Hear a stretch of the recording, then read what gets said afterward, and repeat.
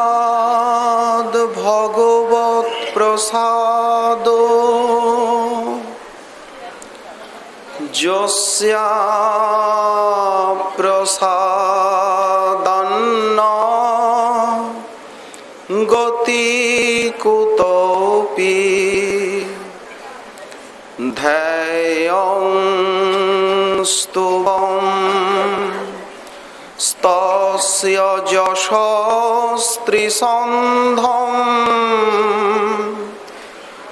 বন্দে গুরশ্রী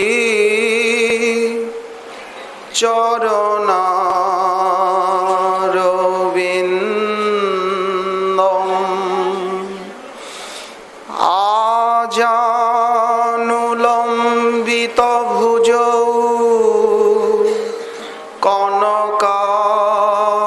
কনকাবদাত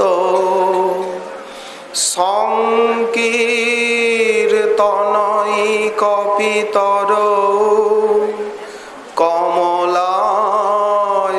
কমলায়তাক্ষ বিশ্বম্ভর দ্বিজবর যুগধর্মপাল বন্দে জগৎ প্রিয়কর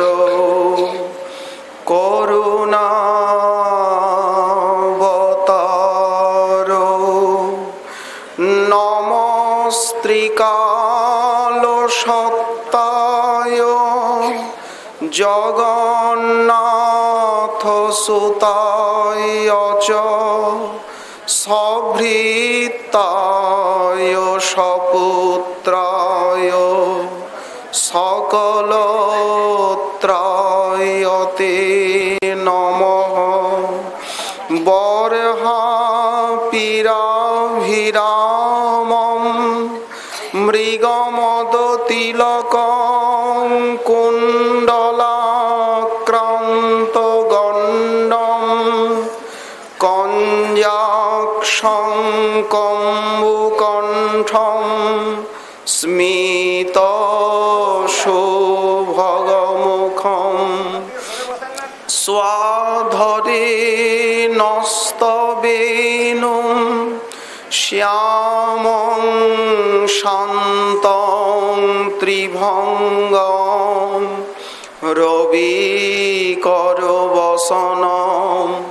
ভূষিতং বৈজয়ন্তা বন্দে বৃন্দাবনস্থং যুবতী শতবৃতং ব্রহ্মগোপালবেশম তপ্ত কাঞ্চন গৌরাঙ্গী রাধে বৃন্দাবনেশ্বরী বৃষভানুসুতে দেবী ত্বাং নমামি হরিপ্রিয়ে মূকং করোতি বাচালং পঙ্গুং লঙ্ঘয়তে গিরিম যৎকৃপাতমহং বন্দে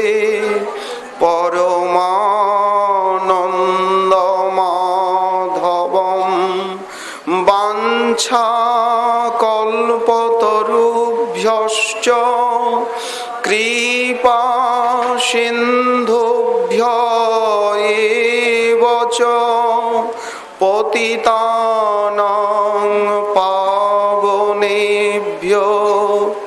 বৈষ্ণবেভ্যো নমো নমঃ। হরি ভক্তি পরাজে চ হরিনাম পরায়ণা দুর্বৃত্তা বা সুবৃত্তা বা তেষাং নিত্যং নমো নমঃ। নমো ধর্মায় মহতে নমো কৃষ্ণায় বেধসে ব্রাহ্মণেভ্যো নমস্কৃত্য ধর্মাन् বক্ষ্যে সনাতনাन् নারায়ণং নমস্কৃত্য নরং চৈব নরোত্তমং দেবীং সরস্বতীং ব্যাসং ততো জয়মুদীরয়ে। জয় রূপ সনাতন ভট্ট রঘুনাথ শ্রীজীব গোপাল ভট্ট দাস রঘুনাথ। এই ছয় গোসাইয়ের করি চরণ বন্দন যাহা হইতে বিঘ্ন নাশ অভীষ্ট পূরণ। দুর্গমে পথিমেন্ধস্য স্খলোৎপাদগতের্মোহ সকৃপা যষ্ঠিদানেন সন্ত সন্ত্য বলম বনম।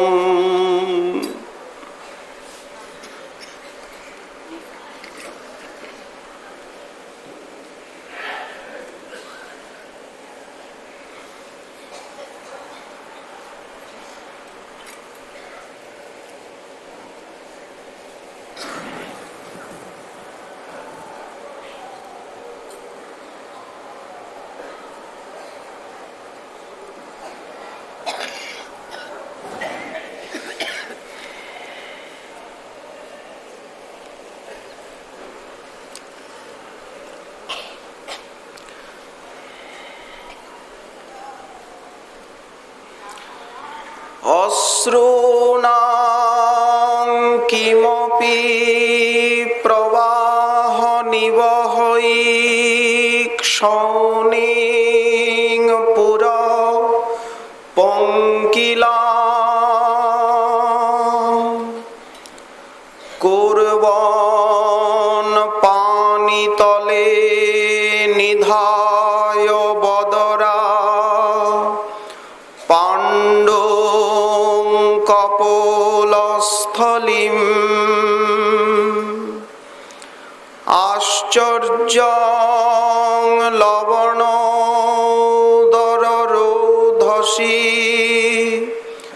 বসন শোণং দধানং শুকম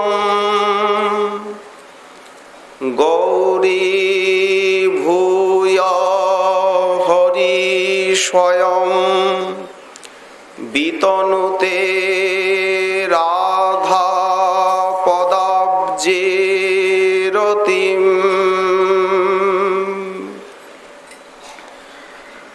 কলিযুগ পাবনাবতার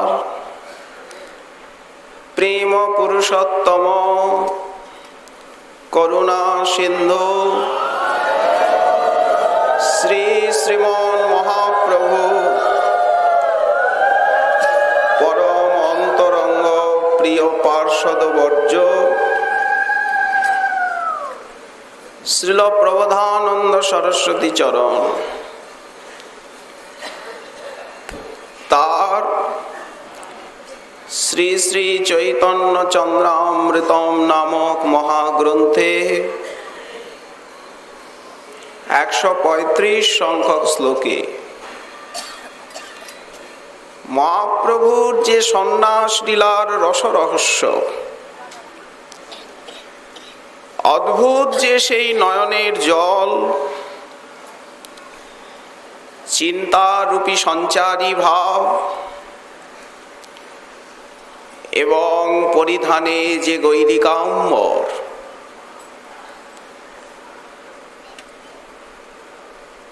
লবণ সিন্ধু তটে নিবাস করে রাধা ভাব আস্বাদনে প্রভু হয়েছেন পাগল পারা। এই শ্লোকে তারই সুমধুর চিত্রাঙ্কন করেছেন শ্রীপাদ, যা গৌরীয় বৈষ্ণবের একান্ত আস্বাদ্য বিষয়। মহাপ্রভুর নীলাচল লীলা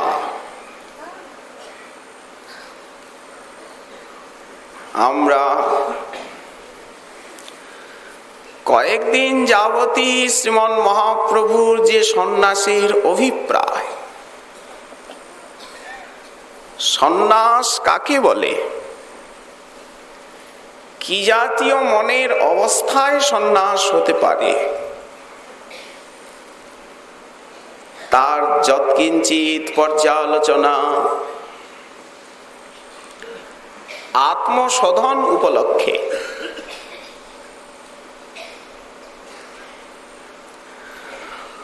যথামতি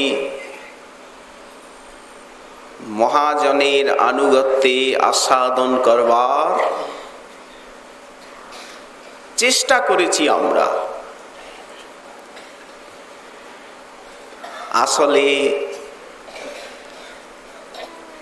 সন্ন্যাস শব্দে আমরা বুঝি ত্যাগ, সম্যক ত্যাগ। কিন্তু কলিযুগের জীব কি ত্যাগ করতে পারবে? কলিযুগের জীবের কাছে ত্যাগ করবার মতো কিচ্ছু নাই। কেন নাই? অন্নগত প্রাণ, বুদ্ধি মলিন, দেহ রোগে অপটু, মন চিন্তায় ব্যাকুল শোকাচ্ছন্ন। সবার, ছোট থেকে ছোট, বড় থেকে বড়,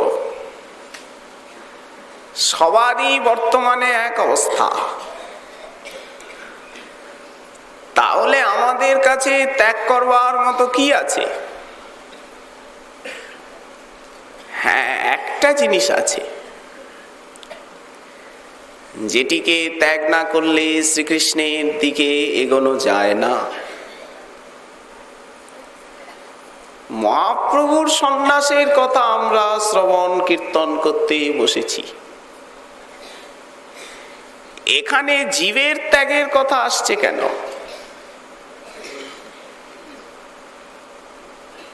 যদি এই প্রশ্ন আসে, তার উত্তর হচ্ছে প্রভু নরলীলা করছেন। মহাপ্রভু তো নিজেকে ভগবান বলে মানছেন না, না, নিজে দাস ভাবে সতত আবিষ্ট। কৃষ্ণ দাসত্বের নিমিত্ত প্রভু ব্যাকুল। সারা গৌর লীলা দাসত্বেরই লীলা। গুন্ডিচা মার্জন, রথাগ্র নর্তন, সর্বত্র দাসত্বের ছড়াছড়ি। যেদিন প্রভু গুন্ডিচা মার্জন করছিলেন, ভিক্ষা করে নিলেন, আমায় এই সেবাটি দাও। সার্বভৌম তুলসী পরিছা বোলাইয়া আনিলা। কাশী মিশ্র এবং তুলসী পরিছার সামনে মহাপ্রভু কৃতাঞ্জলি হয়ে বললেন, গুন্ডিচা মার্জন সেবা মাগি নিল। এই বৎসর ওই সেবাটি আমায় দিতে হবে। পরিছা প্রতিবাদ করল, প্রভু ওটি তোমার যোগ্য সেবা নয়, তুমি করবে কেন? কিন্তু প্রভু মানলেন না। কি অদ্ভুত সেই লীলারঙ্গ! হলো কি, নিজে স্বহস্তে মার্জন করছেন। কাহা কাহা অশ্রু জলে করেন মার্জন, খাপড়া ভরিয়া জল ঊর্ধ্বে চালাইল। সেই জল ঊর্ধ্ব সধি ভিত্তি প্রক্ষালিল। কি বর্ণনার ভঙ্গি এই সমস্ত লীলার! শীতল নির্মল করিল মন্দির, আপন হৃদয় যেন ধরিল বাহির। হৃদয়কে বিছিয়ে দিলেন। গুন্ডিচা মন্দির তো নয়, ওটি প্রভুর হৃদয়। প্রাণনাথ এসে বসবেন। সেই সময় প্রভু মার্জন সেবা এবং জল ঢালছেন। কৃষ্ণ কৃষ্ণ বলি করে ঘট সমর্পণ। যা কিছু বলতে হবে কৃষ্ণ বলে, মুখে কৃষ্ণ নাম। প্রেমাবেশে মন্দির শোধে লয় কৃষ্ণ নাম। কৃষ্ণ নাম সংকেত হইল সর্বকাম। সকল কামে কৃষ্ণ নাম সংকেত হয়ে দাঁড়ালো। কৃষ্ণ বলে ঘট দিচ্ছেন, কৃষ্ণ বলে ঘট চাইছেন, কৃষ্ণ বলে ঢালছেন, কৃষ্ণ বলে ঝাড়ু দিচ্ছেন। কৃষ্ণ নাম ছাড়া মুখে কিছু নাই। দাসত্ব কিরকম! সেবা ভক্তির প্রাণ বস্তু। যেখানে সেবার প্রতি অবহেলা, সেখানে ভক্তি নাই। হলো কি, সেই সময়ে এক সরল সুবুদ্ধি ব্রাহ্মণ মহাপ্রভুর চরণ যুগে দিল এক ঘট জল। সরল ব্রাহ্মণ এক ঘট জল মহাপ্রভুর চরণে ঢেলে দিয়ে মন্দিরের ভিতরে আর সেই চরণামৃত হাপুস হুপুস করে পান করছে। প্রভু রেগে গেলেন। দাস্যভাব। স্বরূপ স্বরূপ বাইরে ছিলেন। প্রভু প্রভু কি ছুটে গেলেন। এই দেখো, তোমার গৌরিয়া করে এতেক বেজ্জতি। কি হলো প্রভু? ঈশ্বরের মন্দিরে মোর পদ ধোয়াইল, ঠাকুরের মন্দির, সেখানে আমার পায়ে জল দিল, আর সেই জল লইয়া আপনে পান কইল। এই অপরাধে মোর কাহা হবে গতি? তোমার গৌরিয়া করে এতেক বেজ্জতি। দেখুন দাস্যভাবে গৌর সুন্দর কেমন পাগল, আর সদাচারে কেমন নিষ্ঠা। ভগবান মন্দিরে কাউকে প্রণাম করতে নেই, প্রণাম নিতেও নেই। সেবাপরাধের একটি অঙ্গ এটি। 32 প্রকার সেবাপরাধের ভিতরে এটি একটি। প্রভু সেটা তুলে ধরছেন। রাগে গড়গড় করছেন, মুখখানা আরক্তিম হয়ে গেছে, কোনো কৃত্রিমতা নেই। স্বরূপ দামোদর কি করেন? সেই ব্রাহ্মণকে গলা ধাক্কা দিয়ে আর বাইরে বের করে দিলেন। আপনি এখানে বসুন, নূতন এসেছেন, আপনার ভক্তির সদাচার জানা নেই, বসুন এখানে, এখন ভিতরে যাবেন না। প্রভু অজ্ঞ, ক্ষমা করো। তখন উনি শান্ত হলেন। দেখুন কেমন মহাপ্রভুর দাস্যে উন্মত্ততা। জগন্নাথ মন্দিরে প্রবেশ করেন, কাশীশ্বর প্রথমে সামনে যান বেত্র হাতে নিয়ে, ভিড় সরাতে সরাতে। পিছনে গোবিন্দ থাকেন জল করঙ্গ নিয়ে। নিয়ম হচ্ছে মন্দিরে পদ ধৌত করে প্রবেশ করা। তো সেই 22 পাচারের নিচে যে কপাটের আড়ে, সেই স্থানে আছে এক গারে, ঠিক সিংহ দরজা না, অরুণ স্তম্ভ, সামনেই প্রবেশ করে পতিতপাবন।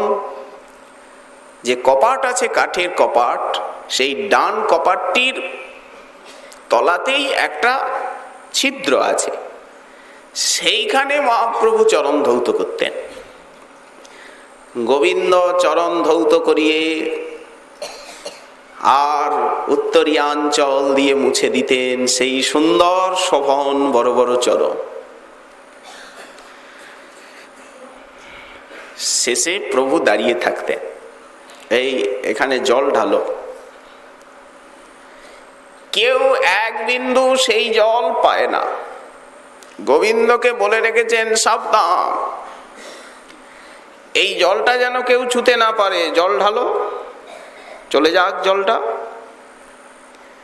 জগন্নাথ মন্দিরে প্রবেশ করে। এটা তো দাস্যভাবেই পাগ উন্মত্ততা। কিন্তু সেদিন কালিদাস রায়, রঘুনাথ দাস গোস্বামী পাদের খুড়া, বৈষ্ণবের উচ্ছিষ্ট খাইতে খাইতে হইল বুড়া। সেই খুড়া বৈষ্ণবের এঁঠো খেতে খেতে আর বুড়া হয়েছেন। দাস্যরসে কিরকম পাগল হওয়া যায়। রঘুনাথ দাস গোস্বামী পাদের খুড়া মানে খুব সম্পন্ন ব্যক্তি, ধনাঢ্য সম্ভ্রান্ত পরিবারে, কিন্তু বৈষ্ণব জগতে অভিমানের স্থান নেই। হলো কি, উনি শুনলেন যে ওইখানে ঝরু ঠাকুর আছেন, জাতিতে সে ভুইমালি, পরম বৈষ্ণব। উনি করলেন কি, গ্রীষ্মকাল বাজারের থেকে উত্তম আম্র কিনে নিয়ে আর গেছেন ঝরু ঠাকুরের বাড়িতে। যত গৌরমণ্ডলে বৈষ্ণব ছিল সকলের এঁঠো খাওয়া ছিল ওনার ভজন। তো উত্তম উত্তম দ্রব্য নিয়ে বৈষ্ণবের গৃহে যেতেন, আর তাদেরকে পাইয়ে সেই অধরামৃত আস্বাদন করতেন। এক অঙ্গ সাধে কেহ, সাধে বহু অঙ্গ, নিষ্ঠা হইলে উপজয় প্রেমের তরঙ্গ। তো গেছেন আম নিয়ে, ঠাকুর আপনি এসেছেন কোথায়? আমি দরিদ্র ভুইমালি, আর আপনি প্রামাণিক সম্ভ্রান্ত পরিবারের। ওসব কোনো কথা নয়। উনি ওসব কথা কানেই তুললেন না। কৃষ্ণ প্রসঙ্গ হলো খানিকক্ষণ, না না আপনাকে একটু দেখতে এসেছি, কেমন আছেন, এইবার আসি তাহলে। ভাব দেখে বুঝলেন যে ইনি প্রকাশ্যে অধরামৃত দেবেন না। তো তখন করলেন কি উনি, তাহলে এইবার আমি আসি। বিদায় নিয়েছেন। ঝরু ঠাকুর এবং তার পত্নী কিছু দূর অনুগমন করে এসেছেন। উনি ভাবলেন চলে গেল, বাঁক মুড়লেন, চলে গেলেন উনি। উনি কিন্তু যাননি, উনি কিছু দূর গিয়ে আর একটা জঙ্গলে লুকিয়ে রয়েছেন।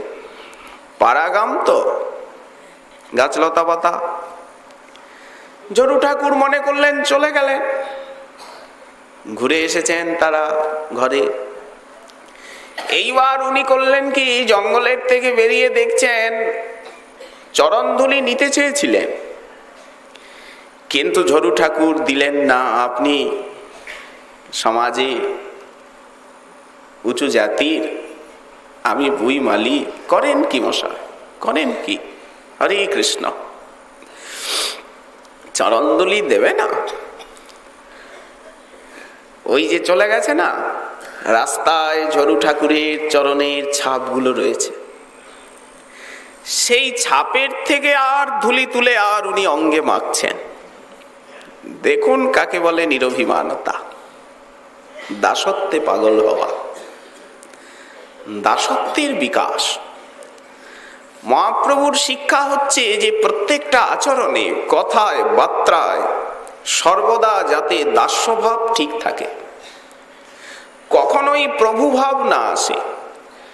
প্রভুভাব এলো তো জীবের পতন হলো। যখনই জীব মনে করলো আমি প্রভু, সঙ্গে সঙ্গে জীবের পতন অনিবার্য। একল ঈশ্বর কৃষ্ণ আর সব ভৃত্য, যারে জইছে নাচায় সে তৈছে করে নৃত্য। ধুলি মেখে ওই বাড়ির কাছাকাছি গিয়ে আর একটা গাছের আড়ালে লুকিয়ে রয়েছে। আচ্ছা বলুন দেখি, একজন এত বড় সম্ভ্রান্ত পরিবারের ভদ্রলোক, সে এইরকম লুকোচুরি খেলছে? ঝরু ঠাকুর সরল উদার, উনি পত্নীকে বললেন ভোগ লাগাও তো আমগুলি। তো বারান্দায় বসে গরিব মানুষ আমগুলি ভোগ লাগিয়ে আর পতিপত্নী আস্বাদন করলেন। বাহ, সুমিষ্ট আম।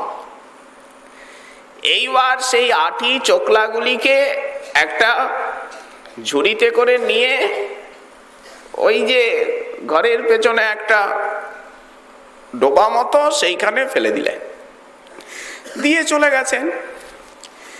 এদিকে তো উনি সেই গাছের আড়ালের থেকে আর দেখছেন। উনি এইবার দেখুন সেই বুড়ো বৈষ্ণবের এঠো খাইতে খাইতে হইলা বুড়ো, উনি গর্তের মধ্যে নেমেছেন। গর্তের মধ্যে নেমে আর সেই আটি চোকলা চুষছেন।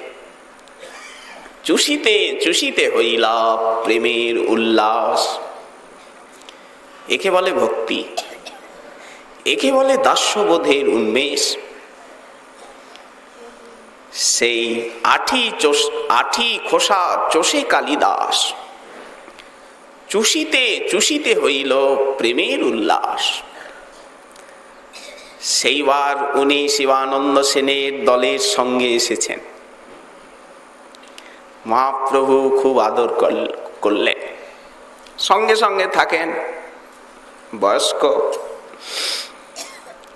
তা এখন জগন্নাথ মন্দিরে প্রভু প্রবেশ করছেন, চরণ ধৌত করে দিয়েছে গোবিন্দ। যেই গোবিন্দ জল ঢালছে না চরণে, আর উনি সঙ্গে সঙ্গে কোষ পেতেছেন। কোষ পেতে আর এক অঞ্জলি, প্রভু কিন্তু দেখছেন, মৃদুমন্দ হাসছেন। 2 অঞ্জলি, 3 অঞ্জলি,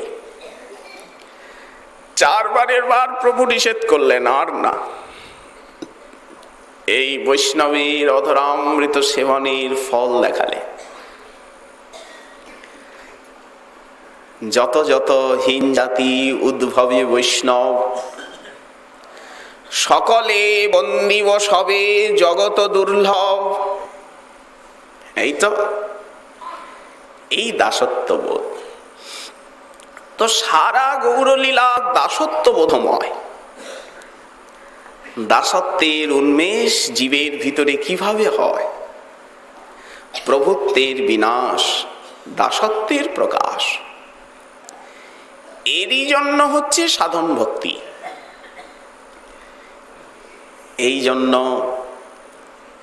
যদি ত্যাগ করবার কিছু থাকে, সেটি কি না অভিমান ত্যাগ করা। পুরাণ বললেন, যিনি নিরভিমান হতে পেরেছেন ভগবান তার একেবারেই নিকটে।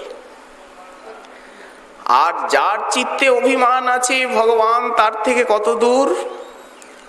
মধ্যে পর্বতরাশয়, রাশি রাশি পাহাড় ব্যবধান। এই জন্য ত্যাগ বলতেই অভিমান ত্যাগ। ঠাকুর মহাশয় বললেন, অভিমানী ভক্তিহীন জগ মাঝে সেই দিন। কে দরিদ্র? যে অভিমানী, অসন্তুষ্ট। উদ্ধব মহাশয় ছোট ছোট প্রশ্ন করেছেন ভগবানকে শ্রীমদ্ ভাগবতে একাদশ স্কন্ধে। মহাপ্রভু প্রশ্ন করেছেন রামানন্দ রায়কে কয়েকটা প্রশ্ন, প্রায় 21টা প্রশ্ন, যে বলো দেখি কীর্তির ভিতরে শ্রেষ্ঠ কীর্তি কি, সম্পত্তির মধ্যে শ্রেষ্ঠ সম্পত্তি কি, বিদ্যার ভিতরে সার বিদ্যা কি। ঠিক এই প্রকার উদ্ধব মহাশয় প্রশ্ন করেছেন শ্রী দ্বারকানাথকে, প্রভু কে আঢ্য, কে দরিদ্র? সুন্দর চমৎকার সেই প্রশ্নগুলি, এক কথায় উত্তর, এক কথায় প্রশ্ন আর এক কথায় উত্তর। কে দরিদ্র? যস্তু অসন্তুষ্ট, যার সন্তোষ নাই, আরো চাই আরো চাই আরো চাই, একে বলা হয়েছে দরিদ্র। কে কাঙাল? যে অভিমানী। অভিমানী ভক্তিহীন জগ মাঝে সেই দিন, বৃথা তার অশেষ ভাবনে বা ওছার ভাবনে। তাহলে যদি কিছু ত্যাগ করবার মতো আমাদের কাছে থাকে, কলিযুগের জীব আমরা কি ত্যাগ করব? কোনো ত্যাগের অধিকার আমাদের নেই, শক্তিও নেই। তবে হ্যাঁ, একটা জিনিস ত্যাগের বিষয় আছে, যেইটি ভগবত প্রাপ্তির সর্বশ্রেষ্ঠতম বাধক, যার থেকে এত অপরাধের সৃষ্টি হয়। সেটি কি না অভিমান। এই জন্য মহাপ্রভু বললেন, ধনী মানি কুলীন পণ্ডিতের বড় অভিমান, দিনেরে অধিক দয়া করেন ভগবান। মহাপ্রভুর কৃপা পেতে গেলে তাকে কাঙাল হতে হবে। আমাদের শ্রীরূপ সনাতনাদি আচার্যপাদগণ কাঙাল সেজেছেন। ছিল সবকিছু, কিন্তু সবকিছু ছেড়ে কাঙাল হয়েছেন তারা। লালাবাবু জমিদারির নন্দন, একমাত্র সন্তান, সেই কান্দি মহকুমার মুর্শিদাবাদে সবকিছু ছেড়ে আর এলেন বৃন্দাবনে মহৎ কৃপায়। যত ধন সম্পত্তি ছিল সব ধন সম্পত্তি নিয়ে এসে আর সেখানেও বিশাল মন্দির করেছিলেন, এখনো সেই মন্দির আছে। বৃন্দাবনে রাধা কৃষ্ণচন্দ্রের সুন্দর মন্দির করলেন, ভব্য মন্দির। অর্থ দিয়ে ভগবানের সেবা। তোমার কনক ভোগের জনক, সেই কনকের দ্বারে সেবহ মাধব। কনক কামিনীকে জীব নিজের ভোগে লাগাতে চায়, কিন্তু কৃষ্ণের সংসার কাকে বলে? যেখানে কনক কামিনী নিজের ভোগে না লেগে ভগবানের সেবার উপচার হয়, সেই সংসারকে বলে কৃষ্ণের সংসার। তোমার কনক ভোগের জনক, সেই কনকের দ্বারে সেবহ মাধব। ভগবান অর্থ দিয়েছেন, অর্থ দিয়ে পরমার্থকে ক্রয় করা যায় যদি ভগবানের সেবায় লাগানো যায়। হরিগুরু বৈষ্ণবের সেবায়, সেই অর্থ পরমার্থে রূপায়িত হয়ে যায়। আমার জন্য একটি পয়সা ব্যয় করে দেখো, আমি তোমার সামনে কুবেরের ভান্ডার খুলে দেব। এই তো ঠাকুর বলেন। তুমি আমার দিকে এক পা অগ্রসর হয়ে দেখো, আমি তোমার দিকে সহস্র পা নেমে আসব। এই তো ঠাকুরের প্রতিজ্ঞা বাণী। তো এখন যখন লালাবাবু এলেন, একদিন কৃষ্ণচন্দ্র বললেন, তোমার সেবায় আমি বড় প্রসন্ন হয়েছি, কিন্তু একটা সেবা এখনো বাকি আছে। সেটি কি? তুমি তো বাইরের মন্দিরে আমার সুন্দর সেবা করছো, মনমন্দিরের যে সেবাটি, সেই সেবাটি এখনো সুষ্ঠু হয়নি। বাইরের মন্দিরের সেবা তো হয় ঠাটবাটে, কিন্তু মনমন্দিরের যে সেবা, কাকে মনমন্দিরের সেবা বলে?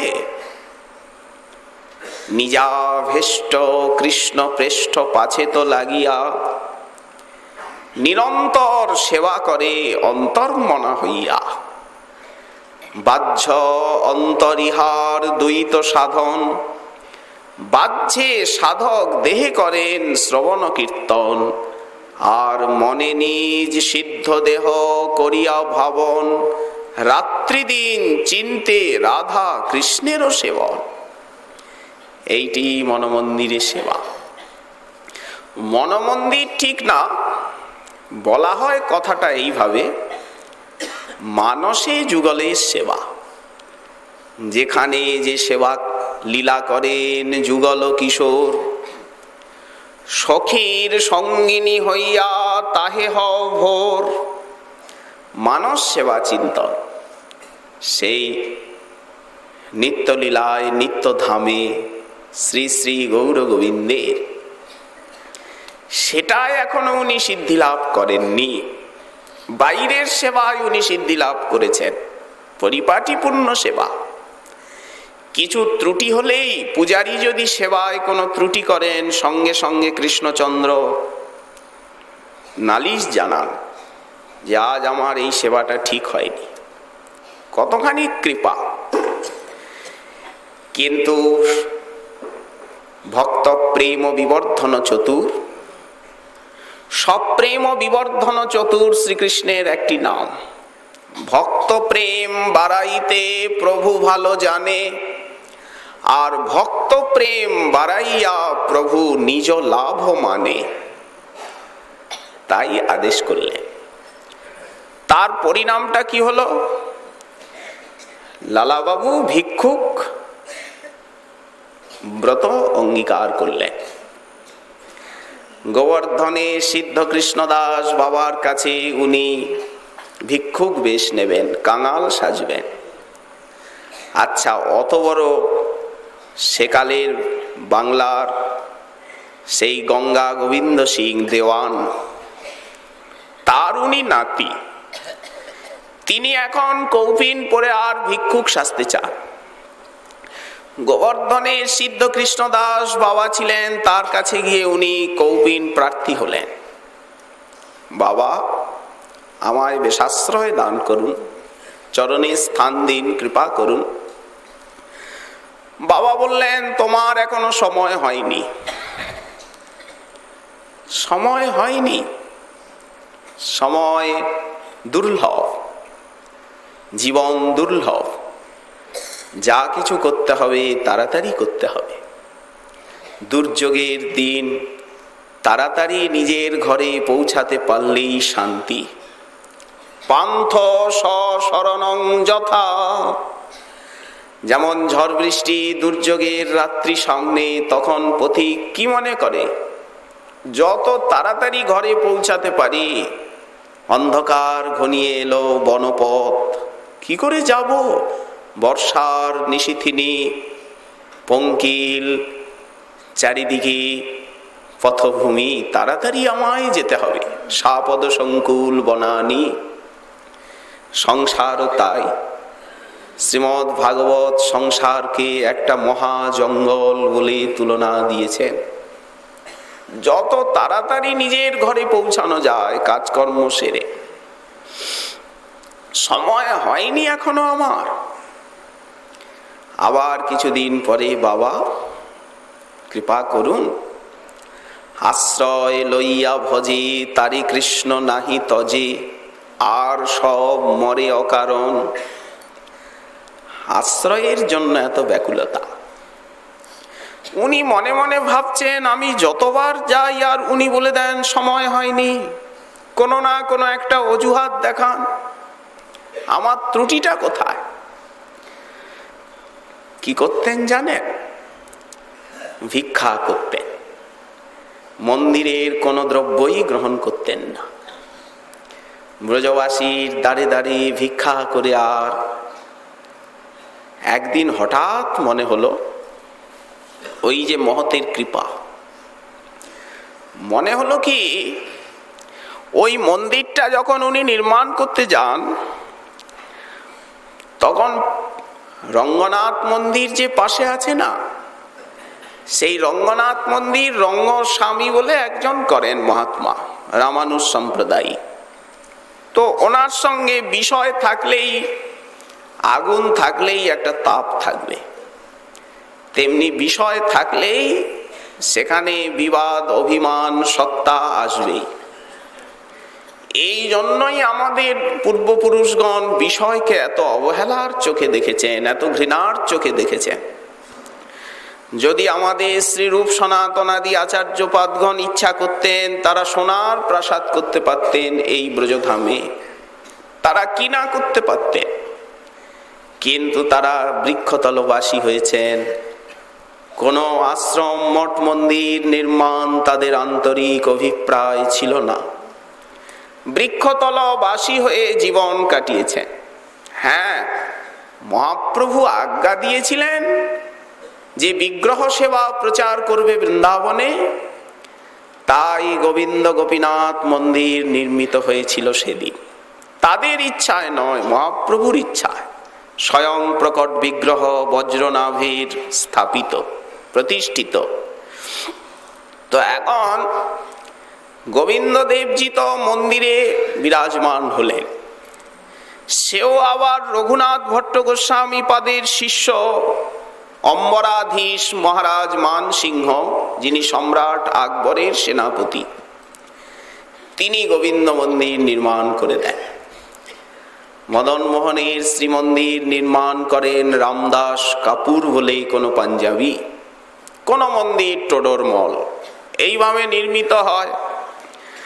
মন্দির প্রতিষ্ঠা হলো, অভিষেক হলো, উপযুক্ত পূজারীর হাতে সেবাভার দিয়ে তারা এইবার বিদায় নিলেন, বৃক্ষতলবাসী হলে। দর্শনে যান, সেবার দিকে দৃষ্টি রাখেন, এই রকম তাদের সেবা। কেন তারা বিষয়কে একান্ত অবহেলা করেছেন? কেন করেছেন? তারা জানতেন যেখানে বিষয় সেখানে বিষ। বিষয়ের স্বভাব করে মহা অন্ধ, সেই কর্ম করায় যাতে হয় ভববন্ধ। আগুন আছে তাপ নাই, এ হতে পারে না। আতর আছে গন্ধ নাই, এ হতে পারে না। হবেই সেখানে। ঠিক সেই প্রকার যেখানে বিষয় সেইখানে আশয় দূষিত হবেই হবে। এই জন্য ভাগবতে একটা পারিভাষিক শব্দ আছে, বিষয় বিদূষিতা স্বয়ং। বিষয়ের দ্বারা আশয় চিত্ত বিদূষিত হয়ে যায়। তো হলো কি, সেই যে কৃষ্ণচন্দ্রের মন্দির আর পাশে রঙ্গনাথজির মন্দির, সেই মন্দির নিয়ে একটু মামলা চলছিল আদালতে। তো এখন সেই জন্য উনি সেই শেঠজির বাড়িতে মাদুগুরি যেতেন না। কি করে যান? প্রতিপক্ষী যার সঙ্গে আদালতে বিচার চলছে।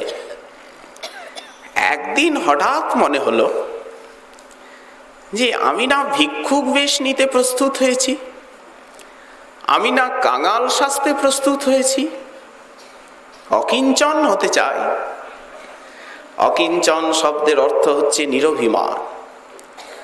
দেবী কুন্তী যখন স্তুতি করছেন ভগবানকে, যখন উত্তরা দেবীর গর্ভ রক্ষা করলেন দ্বারকানাথ, কুন্তী দেবী শ্রীমদ্ ভাগবতে স্তুতি করলেন। সেইখানে উনি একটি শ্লোকে বললেন, নমো অকিঞ্চন বৃত্তায়, নমো কিঞ্চন বৃত্তায় নির্বৃত্য গুণবৃত্তয়ে, আত্মা রামায় শান্তায় কৈবল্যপতয়ে নমঃ। তুমি হচ্ছ অকিঞ্চনের সম্পত্তি, অকিঞ্চনের বৃত্ত। কয়েকবার এই শব্দ শ্রীমদ্ ভাগবতে এসেছে। সেইখানে শ্রীধর স্বামীপাদ টিকা করছেন, অকিঞ্চন বলতে কে? নিরভিমানা। যারা নিরভিমানী ভগবান তাদেরই সম্পত্তি, স্বাভিমানীর নয়। তো হঠাৎ ওনার মনে হলো, আমি তো ওনার ঘরে যাই না মাধুকুরিতে। ওহো, সেদিন উনি সেই ঘরেই গেলেন, গিয়ার রাধেশ্যাম বলে ধ্বনি করেছেন। সঙ্গে সঙ্গে গৃহস্বামী তরতর করে আর নেমে এসেছেন, আসুন আসুন আসুন লালাবাবু, আসুন আসুন আসুন আসুন আসুন। বলি, না না, আদালতে যার সঙ্গে বিবাদ চলছে। দেখুন, মানুষের চিত্তকে জয় করতে হয় গুণের দ্বারা, সৌহার্দ্যের দ্বারা, বিবাদের দ্বারা নয়। মানুষকে পরিবর্তন করতে হয় ভালোবেসে, আদর করে, সম্মান করে, শাসন করে নয়।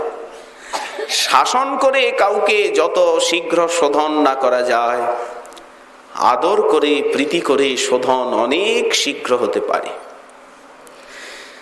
তো তত্তর করে উনি নেমে এসেছেন, আসুন আসুন আসুন আসুন। কারণ উনি জানেন ইনি কত বড় সম্ভ্রান্ত ঘরের ছেলে। কাঙাল সাজলে হবে কি? উনি বললেন, না না, কিছু ভিক্ষা দিন, কিছু ভিক্ষা দিন। সাধারণ আমি ভিক্ষুক হয়ে এসেছি, আমাকে আর লালাবাবু বলবেন না, আমি আজকের থেকে ভিক্ষুক। উনি আদর সম্মান কিছুই নিলেন না, ঘরেও গেলেন না, দ্বারের থেকে ভিক্ষা নিয়ে খুব ভালো লাগলো সেদিন, এত আনন্দ লাগলো না। আজ আমি অকিঞ্চন হতে পেরেছি, নিরভিমান হতে পেরেছি, একটা আত্মতৃপ্তি অনুভব করলেন। তারপরেই এসেছেন গোবর্ধনে। বাবা বললেন, হ্যাঁ, এখন তোমার সময় হয়েছে কাঙাল সাজার। উনি বুঝতে পারলেন অন্তরে, এইবার বলুন দেখি কাঙাল হওয়া কত কঠিন। আর কাঙাল না হলে গৌর নিত্যানন্দের কৃপা পাওয়া যাবে না, যাবে না, যাবে না। বসে থাকতে হবে, যেমন পাতা নিয়ে পঙ্গতে বসে থাকতে হয়, হত্যা দিয়ে বসে থাকো। এখন কখন দেবে, কখন পড়বে বলার কিছু নাই। ওই দিক দিয়ে দিচ্ছে, বেলা হয়ে গেছে, ক্ষুধায় পেট ছটফট করছে, অথচ এই দিকে কিছু আসছে না। সেই সময় যেমন পাতা নিয়ে বসে থাকতে হয়, কি বিরক্ত লাগে, সেই অবস্থাই তো হবে। গৌর নিত্যানন্দ প্রেম দেবেন না আমাদিগকে। এই জন্য ত্যাগ বলতেই, সন্ন্যাস বলতে সম্যক ত্যাগ। ত্যাগ বলতে কি ত্যাগ? আমরা ত্যাগের মতো আমাদের কাছে কিছুই নাই। কেন নাই? ক্ষুদ্র কলিযুগের জীব, মন্দা সুমন্দ মতয় মন্দ ভাগ্যা ঝুপদ্রুতা সুনাম কপি নাম ইব। এই কলিযুগের জীবের পরিচয় কপি নাম ইব। শ্রীমদ্ ভাগবত বললেন, আচ্ছা, তাহলে কি আমাদের ত্যাগের কোনো বিষয় নাই? বললেন, আছে। অভিমান ত্যাগ। কি অভিমান? যেমন কুলের অভিমান। আমার অমুক কুলে জন্ম। মহাশয়, অমুক কুলে তো জন্ম বললেন, কুলের কি কিছু আচরণ আপনার ভিতরে আছে? আচরণ করেন কি কিছু? তাহলে কেন কুলকে কালিমা লিপ্ত করছেন? এই কুলের অভিমান। কি করে বরণ কুল, যে কুলেতে কেন জনম হোক না কেবল ভকতি মূল। কি পরিষ্কার কথা, ভক্তি সিদ্ধান্ত মাধুরী। শ্রবণে, চিন্তনে, পঠনে হৃদয় জুড়িয়ে যায় ভক্তির মহিমা। বলুন তো, বিভীষণের কি কুল ছিল? রাক্ষস হইয়া বিভীষণ বৈশে ঈশ্বর সভার মাঝ। ভগবান মর্যাদা পুরুষোত্তম আদর করে তাকে পাশে বসালেন একাসনে। এক্ষুনি একে অভিষিক্ত করো,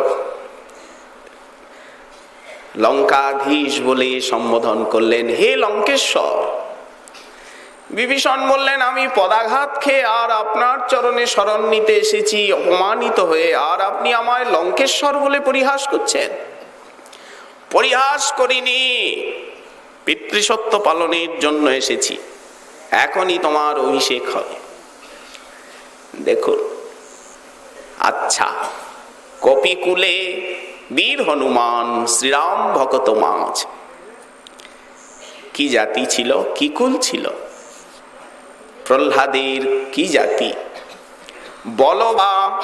বল না কি কুল, বিদুরের ছিল খাইল যাহার ঘরে। দুর্যোধনের এইটাই তো অপমান বোধ হলো। কি আমাদের এত সম্ভ্রান্ত বংশ, আমরা ভরতবংশী, শকুন্তলা নন্দন ভরতের পুত্র, আমরা পুরুবংশী, আমরা কুরুবংশী, আমাদের ঘর ছেড়ে আর ওই দাসীপুত্রের ঘরে যাবে সে? রেগে গেল, অপমানিত বোধ করল। সহস্র শীর্ষ পাদৌপধান বিদুরের একটা বিশেষণ। তো বলো না কি কুল, বিদুরের ছিল খাইল যাহার ঘরে। এই কুলের অভিমান ত্যাগ। আচ্ছা, বিদ্যার অভিমান ত্যাগ। সার্বভৌম ভট্টাচার্য প্রকাশানন্দের বিদ্যা অভিমানকে প্রভু ত্যাগ করিয়ে কৃপা করলেন, কিন্তু একটা চমৎকার পরিপাটির মধ্যে দিয়ে। বিদ্যার অভিমান, জ্ঞানের অভিমান, এই তো। ভক্তি জ্ঞানের অধীন নয়। কি বালক, কি বা বৃদ্ধ, কি পুরুষ নারী, কৃষ্ণ ভজনে হন সবে অধিকারী। অনেকেই বলেন যে ভক্তি লাভ করতে গেলে, ভজন করতে গেলে এই যত পৃথিবীতে শাস্ত্র গ্রন্থ আছে সব আওড়াতে হবে, মুখস্থ করতে হবে, তবে ভজন হবে। কিন্তু ভক্তি কখনো জ্ঞানের অধীন নয়, শিশুরও হতে পারে। দেবর্ষিপাদ নারদ যেদিন দাসীপুত্র ছিলেন, সেদিন তার কি অধ্যয়ন ছিল? প্রহ্লাদের কি অধ্যয়ন ছিল? ধ্রুবের কি অধ্যয়ন ছিল? অদ্বৈত আচার্য প্রভুর পুত্র অচ্যুতানন্দ, তার কি অধ্যয়ন ছিল? বলুন দেখি, কবি কর্ণপুর, তার কি অধ্যয়ন ছিল? শিশু পুরীদাস। কিন্তু কৃপা বলে একটা জিনিস আছে। আমরা আগেই জিজ্ঞাসা করি, বলুন দেখি ওনার লৌকিক শিক্ষাগত যোগ্যতা কি? কিন্তু আমাদের এই বোধটা নাই যে লৌকিক স্কুল কলেজ বিশ্ববিদ্যালয়ের শিক্ষার ভক্তিপথে এক পয়সাও মূল্য নাই, ওগুলোকে ফেলে দিতে হবে। ভক্তি সম্পূর্ণ আলাদা জিনিস। বিদ্যার ভিতরে কোন বিদ্যা সার? মহাপ্রভু প্রশ্ন করলেন, কৃষ্ণ ভক্তি বিনা বিদ্যা নাহি আর। এই তো সেই সে বিদ্যার ফল জানিহ নিশ্চয়, কৃষ্ণপাদ পদ্মে যদি চিত্তবৃত্তি রয়। যদি ওইখানে চিত্তবৃত্তি না থাকে, তাহলে স্নাতকোত্তর হয়েও সে বিদ্যা কেবল অবিদ্যাই। এই তো জ্ঞানের অভিমান বা বিদ্যার অভিমান, পদের অভিমান, রূপের অভিমান, আমি রূপবান, গুণের অভিমান, দেশের অভিমান, জাতির অভিমান, ধনের অভিমান, কত কত জঞ্জাল। নলকুবর মণিগ্রীব তার দৃষ্টান্ত। শেষে গিয়ে খোসা ছাড়াতে ছাড়াতে ছাড়াতে ছাড়াতে একটা অভিমান এসে গেল। কি সেই অভিমান? ভজনের অভিমান। মহাশয়, এটাও একটা জঞ্জাল। কিছু ভজন সাধন করলে মনে হয় আমার মতো আর ভজন কি করে? কেউ তো ভজন করে না, আমিই তো করি। দেখুন, এটা আরো বড় সর্বনাশ। ত্যাগের অভিমান। মনে হয় আমি তো ত্যাগী বাবা, আর তো দুনিয়ায় সব ভোগী। এই দেখুন পতনের রাস্তা কিরকম খোলা। কি তুমি জীবকে দয়া করতে পেরেছ কি? মহাপ্রভু যে শিক্ষা দিয়েছেন, জীবে দয়া, জীবে দয়া তব কই। জীবকে দুঃখ দিয়েছ, কাঁদছে বেচারি, খাওয়া নেই দাওয়া নেই। কত সূক্ষ্ম ভক্তি রাজ্য। এই সমস্ত অভিমান ত্যাগ করার নামই হচ্ছে যথার্থ ত্যাগ বা সন্ন্যাস। ভক্তিপথে এইটি প্রবেশের দ্বার বা শুদ্ধা ভক্তির এইটি হচ্ছে সম্যক বিবৃতি। শ্রীমন মহাপ্রভু সেইটি বিশ্বজীবকে শিক্ষা দিতে আর সন্ন্যাস নিচ্ছেন। কি অবস্থা আমার! কৃষ্ণ ঘুচাও সংসার ঘোর, অবিদ্যা যাতনা আর নাহি সয়। কৃষ্ণ ঘুচাও এ ঘোর জ্বালা, অবিদ্যা যাতনা আর নাহি সয়। জনম মরণ মালা। এই যে জনম মরণ মালার চক্রে আমরা ঘুরছি। বিষয় বাসনা জাগিছে অন্তরে, আমি তো কামেরও দাস। কি অপূর্ব মহাজনের অনুভূতি! আমি কি কৃষ্ণ দাস হতে পেরেছি? আমি তো দেহের দাস, আমি তো স্ত্রীপুত্রীর দাস, আমি তো অর্থ সম্মানের দাস, আমি তো কামের দাস। আমি তো কামের দাস। বিষয় বাসনা জাগিছে অন্তরে, ফাদিছে কর্ম ফাঁস। আমি তো তোমার জন, তোমায় ছাড়িয়া সংসার ভজিনু, ভুলিয়া আপন ধন। আমি পড়েছি মায়ার ঘোরে, ধন সুতো দ্বারা ঘিরেছে আমারে, কামেতে রেখেছে জেরে। কি অবস্থা! এই অবস্থার অনুভূতি হলেই জীব যথার্থ কাঙাল সাজতে পারে। আমি তো তোমার নিজজন প্রভু, তোমার নিত্য দাস প্রভু, তোমা পাশরিয়া। আমি পড়িয়াছি ভবার নবে মায়াবদ্ধ হইয়া। তোমার সেবা ভুলে গেছি, সম্বন্ধও ভুলে গেছি। এই জন্য কি হয়েছে? ধন সুতো দ্বারা ঘিরেছে আমারে, আর কামেতে রেখেছে জেরে। এই অবস্থা। মন শাসন মানে না, সদা অচেতন। এই যে অবস্থা, এই অবস্থার অনুভূতিতেই আসছে সন্ন্যাস বা সম্যক ত্যাগ। সেই অনুভূতি কিভাবে মহাপ্রভুকে সন্ন্যাসী সাজিয়েছিল! কি বিপুল অনুরাগ, উৎকণ্ঠা! জননীকে কাঁদিয়ে, ঘরণীকে কাঁদিয়ে মাত্র 24 বৎসর বয়সে, আর প্রভু নবদ্বীপ অন্ধকার করে বিশ্বজীবকে এই সুবিমল ভক্তিপথ জানাতে গ্রহণ করেছিলেন সন্ন্যাস। 24 বৎসর শেষে যেই মাঘ মাস, তার শুক্ল পক্ষে প্রভু করিলা সন্ন্যাস। সেদিন কেশব ভারতী এসেছিলেন। মহাপ্রভু সাদরে তাকে শ্রীবাস মন্দিরে রেখেছিলেন কিছুদিন, নিজের ঘরেও নিয়ে এসেছিলেন একদিন, ভিক্ষা দিয়েছিলেন, নির্জনে বসে করেছিলেন আলাপ। সচিমা সন্দেহ করেছিলেন, সবসময় বিশ্বরূপের কথা মনে অন্তরে জাগরূক ছিল। 16 বৎসরের শশীকলার মতো সন্তান বিশ্বরূপ কিভাবে আমাকে কাঁদিয়ে চলে গেছে। মনে ছিল জগন্নাথ মিশ্র মহাশয় বৈকুণ্ঠ বিজয়ের আগে একদিন স্বপ্ন দেখেছিলেন, শচী আজ একটি দুঃস্বপ্ন দেখলাম। কি দেখলাম জানো? আমার নিমাই সন্ন্যাস নিয়েছে, মুন্ডিত মস্তক, চারিদিকে লক্ষ লক্ষ জনতা উচ্চস্বরে হরিধ্বনি করছে, হরি বল হরি বল হরি বল। গগন ভেদি সেই রব দেখে আর আমি আশ্চর্য চমকিত। নিমাইয়ের অঙ্গে কোটি বিদ্যুতের মতো কান্তি, লক্ষ লক্ষ লোক তার পিছনে ধাবিত হচ্ছে। জগন্নাথ মিশ্র কাঁদছে, শচী এই পুত্র তোমার ঘরে থাকবে না। সেই সব কথা তো মা বলেননি।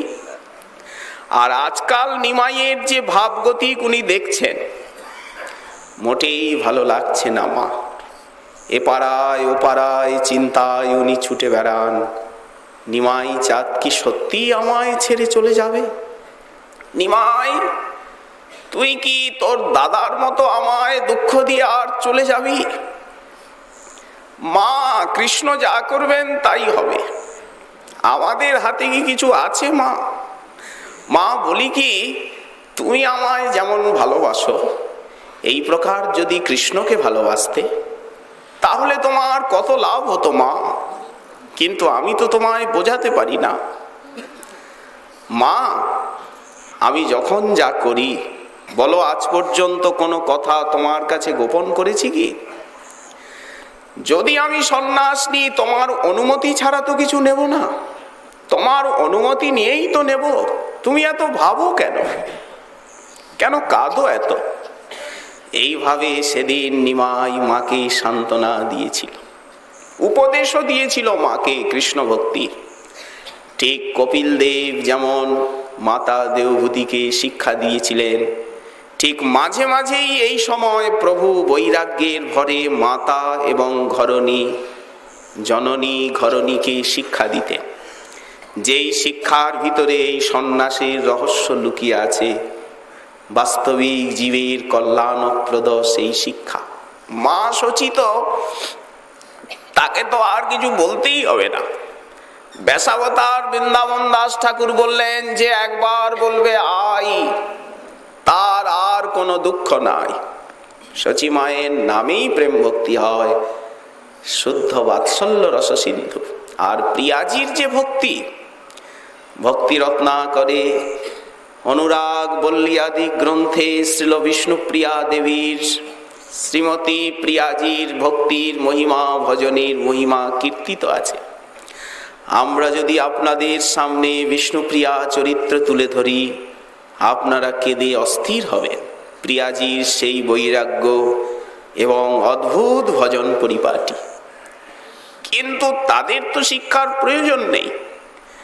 নরলীলার আবেশে সময়ে সময়ে প্রভু যখন দেখতেন মায়ের মন খুবই অশান্ত, প্রিয়াজি খুবই ব্যথিতা আমার সন্ন্যাস আশঙ্কা করে, সেই সময় প্রভু যখন ভোজন করতে আসতেন মধ্যাহ্নে গৃহে একটু বিশ্রাম করতে, সেই ছলে মাতাকে এবং প্রিয়াজিকে কৃষ্ণ ভক্তির শিক্ষা দিতেন। মা, আমার এইটাই একমাত্র ভিক্ষা, তোমার বৌমাকে তুমি কৃষ্ণ নাম শিক্ষা দিও, আমি আর কিছু তোমার কাছে চাই না। সে শিক্ষা এক অপূর্ব, যাতে সন্ন্যাসীর রহস্য পদে পদে ব্যক্ত হয়েছে। শ্রীশ্রমণ মহাপ্রভুর কৃপা হলে আগামীকাল আবার এ বিষয়ে আস্বাদনের আকাঙ্ক্ষা রইল। আজকে আমাদের শ্রী শ্রী চৈতন্য চন্দ্রামৃতম কথার এইখানেই বিশ্রাম দেওয়া হল।